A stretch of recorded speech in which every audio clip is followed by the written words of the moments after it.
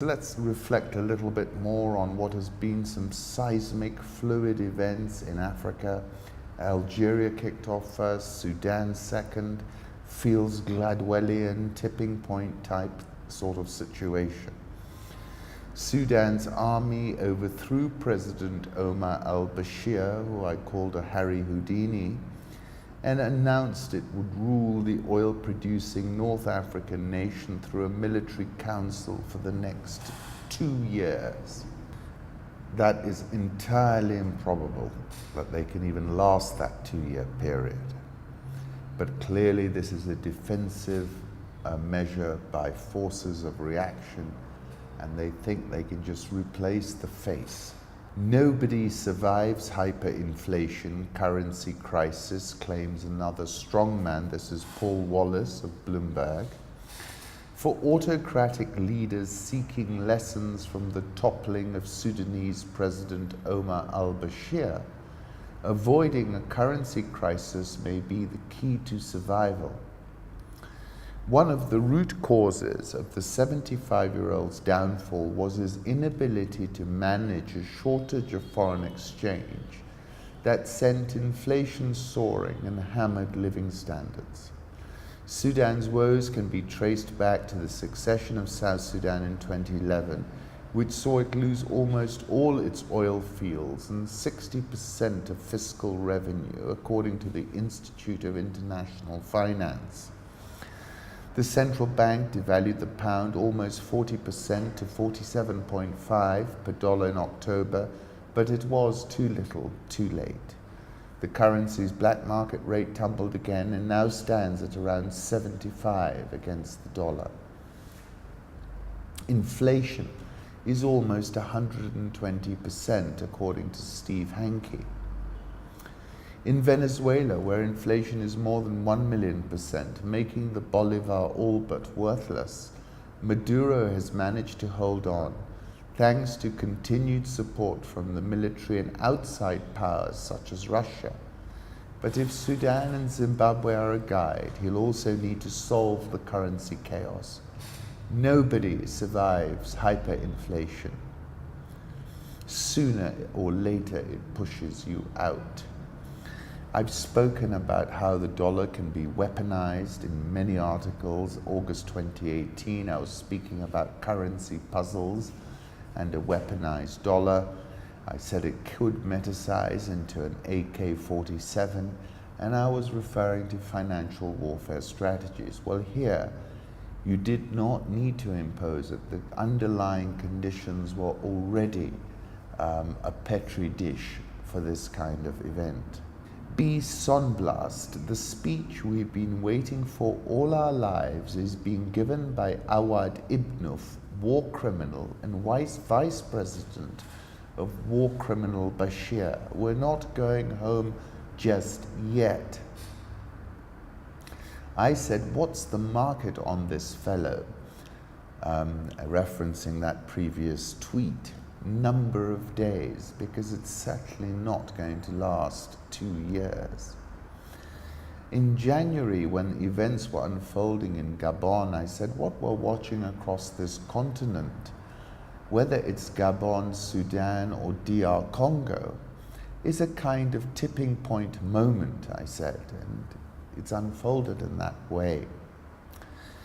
And then I was quoting Antonio Gramsci in another article. The crisis consists precisely in the fact that the old is dying and the new cannot be born, the birth pangs of a new Africa. I like this tweet. The sit-in site looks like a portal into tomorrow's Sudan. The sit-in site is the future. The Army General is the past. One wants to be born, one needs to die. It has all the signs of the promising future we waited to tear out of evil's grasp. But this is beautiful. Be Sonblast again.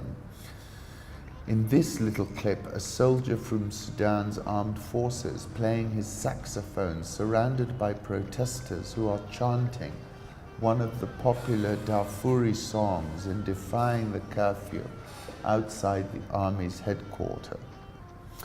Protesters today chanting the revolution has only just begun in response to the new transitional government formed by the regime old guard.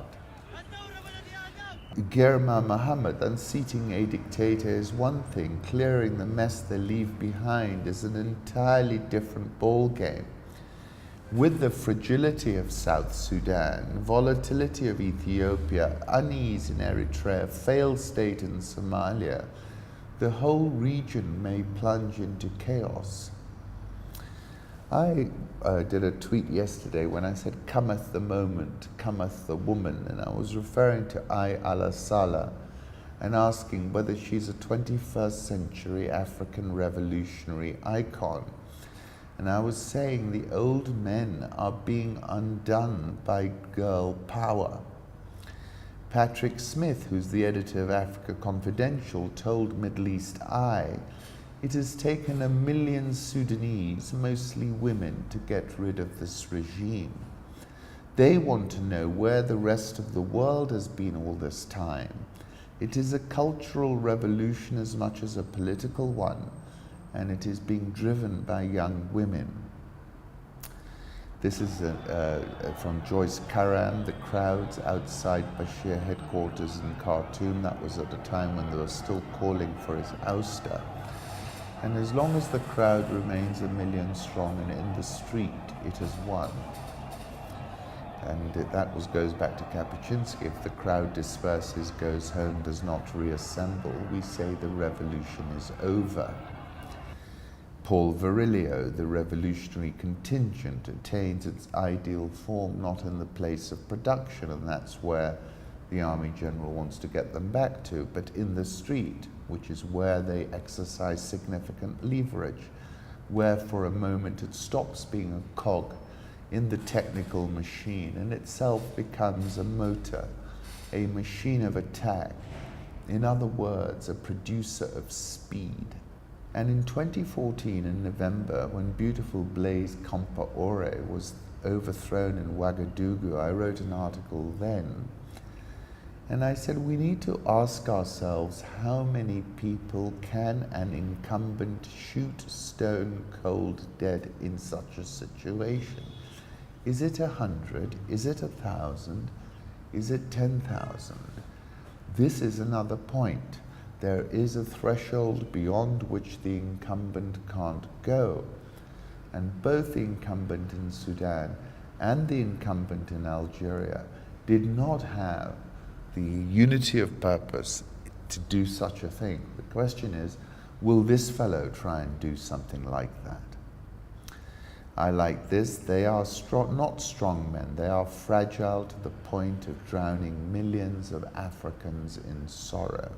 In Algeria, the popular movement, demonstrators insisted, was peaceful, civic-minded. It was sudden, spontaneous, and overwhelming.